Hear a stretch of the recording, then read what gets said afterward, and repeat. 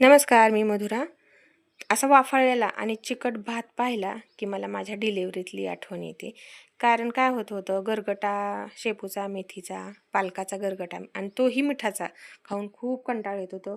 पण काय करणार, खावं तर लागत होतं. आणि मिठाचा मला तर एकतर तिखट खूप आवडतं, म्हणजे मिरचीचा ठेचा असो, तळलेल्या मिरच्या असो, खूप आवडतात. आणि डिलिव्हरीत असं खावं लागत होतं. मग माझ्या आईला काय वाटायचं, हिने कमी जेवण करून म्हणून ती काय करायची, तिच्या आईची रेसिपी म्हणजे माझ्या आजीची रेसिपी आहे की आईच्या डिलिव्हरीच्या वेळेस पण आजी असा गरम भात घ्यायच्या, त्याच्यावर भरपूर तूप टाकायच्या, थोडंसं मीठ टाकायच्या आणि भाजीला आपण जे खोबरं बारीक केलेलं असतं ते खोबरं वरून टाकत होत्या. की खरं तर त्या खोबऱ्यामुळेच ह्या भाताला खूप छान चव लागते, एकदम मस्त लागतो. करून पहा तुम्ही की तो भात कसा लागतो ते सांगा. आणि त्याच्यावर थोडंसं तिखट मी थोडं जास्त टाकले आणि तो गरम भात आणि तो खूप छान लागायचा. मग तो आई काय करायची, 1-2 दिवसाआड असं करून खाऊ घालत होती. तिला वाटायचं काहीतरी असं वेगळं हिला आवडते, तर मग हे तिखट थोडंसं टाकून आपण द्यावं म्हणून अशी देत होती. जेणेकरून पोटात तसं काहीतरी जावं, कमी जेवण करून असं वाटायचं आणि खूप छान लागायचं.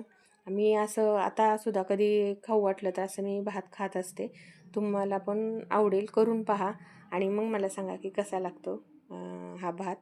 आणि कसा डिलेवरीच्या काळात आपण खिचडी खातो किंवा नुसतं डाळ भात किंवा अ, मुगाची खिचडी, मुगाच्या डाळीची खिचडी असं खात असतो. तेच तेच खाऊन पण कंटाळा येतो, म्हणून चेंज असं खूप छान लागतो हा भात. आणि असं कधी कधी खायला काहीच हरकत नाही. त्याच्यावर आपण थोडंसं लोणचं पण खाऊ शकतो किंवा मिरचीचं जे लोणचं असतं, लिंबाचं लोणचं, पापड असंही तुम्ही तोंडी लावण्यासाठी ह्याच्यावर घेऊ शकता. करून पहा. आणि माझ्या ह्या आठवणीतला भाताचा प्रकार आहे. त्यामुळे तुमच्याकडेही काही अशा साध्यासुध्या काही रेसिपी असतील तर त्या मला सांगा. आणि कसा भात झाला तोही मला कमेंटमध्ये सांगा. धन्यवाद.